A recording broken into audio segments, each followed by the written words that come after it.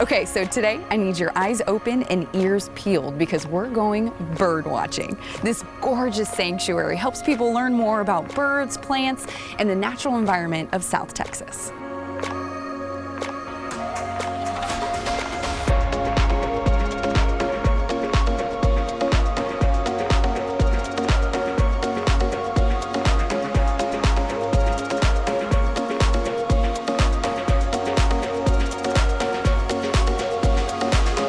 Well, the history of the land obviously started millions of years ago, but fast forward to the history of Quinta Mazantlan, there were 3 families, and one in the 1930s, Jason Matthews. He was an explorer, an adventurer, and he used to frequent Mazatlan, Mexico. He wrote Hollywood scripts, hung out with John Wayne. Oh, wow. I mean, just a really cool history.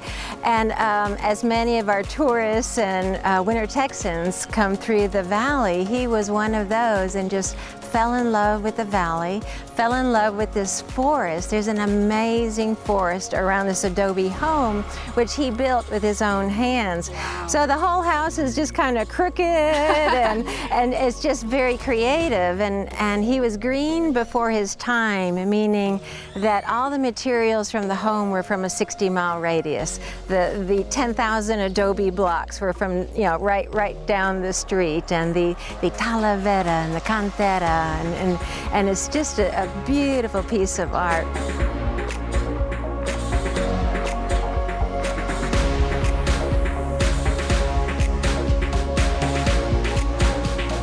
And then we have about a mile of trails through the woods, and it's the Tamaulipan thorn forest.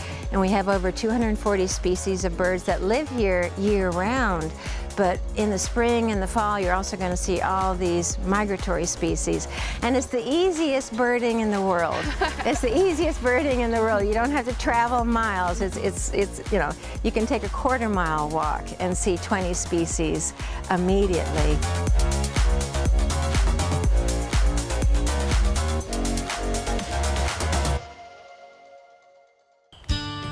The best thing typically with bird watching is you let the birds come to you, and you see if they come out and just go about their daily lives. Leave back there. Oh, there it is. Right there. There it is. By the hummingbird feeder. So that is our buff-bellied hummingbird. This is an example of a species that we call a South Texas specialty.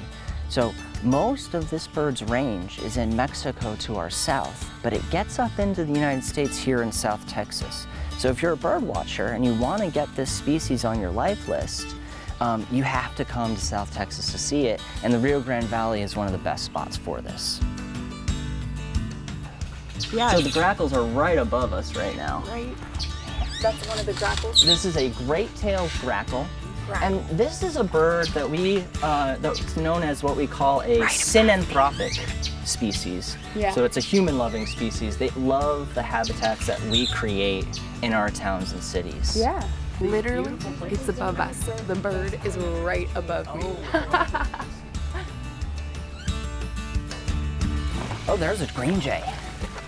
Above the arch, oh, it just flew down. Oh, I see. Oh, there it goes. Oh my gosh, the colors. So the green jay is by far one of our favorite birds for that visiting bird watchers get to see here, just because of those spectacular colors, the blue and the black and the green. They're a member of the crow family, actually. Really? And ravens, and as such, they're really smart birds. So they'll remember faces. Yeah. They also have been documented using tools. So they'll take a piece of twig and they'll use it to like stick under bark to try to nab insects that are hanging out under there. So like a really smart bird. Really smart birds. They're some of the smartest birds. It's really our generation to bring back the forest and to create those corridors. And we kind of think of everybody's house as a pearl necklace. Like if I put in a little habitat and my neighbor puts in a habitat and my neighbor, and all of a sudden you created this green corridor just in your neighborhood. And so that's what we try to do, is teach and inspire people to want to do that in their own backyard. Wild. Oh, look at the hawk.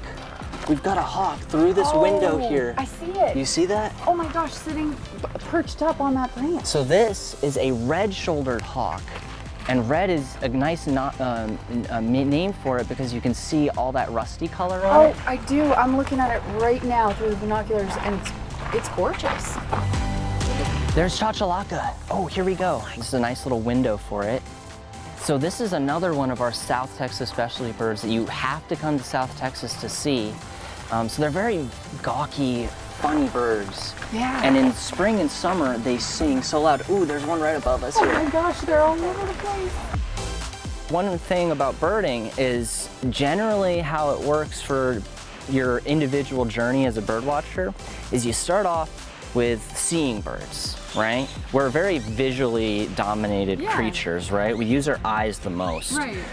But as you get more and more familiar with bird watching, you start paying more attention with your ears and you're using your auditory capabilities. Because if you're in a forest like this and it's dense and you can't see, you need to use your ears. One of our main missions, aside from just getting people outside and enjoying birds and other wildlife, is to actually make a difference for that wildlife. And this is a good example of that. So this is a tract of land, it's about 4.5 acres. Oh, wow. That when we acquired the property was all invasive grass species. But what we've done over the years is add thousands of native plant species, particularly things like this Texas ebony tree, which is this dark green one. We've put over 50 of them in here. And also we get volunteers to come out here and help us. And a lot of volunteers say this is like one of the funnest volunteer things they've done because you gain something by giving back to nature. Exactly. And putting a plant on the ground is fun to get your hands dirty and feel like you're making a difference for the other creatures that live with us in our communities. We've seen a ton of birds and animals here today at Quinta Mazantlan, but this hidden oasis has a lot more to explore.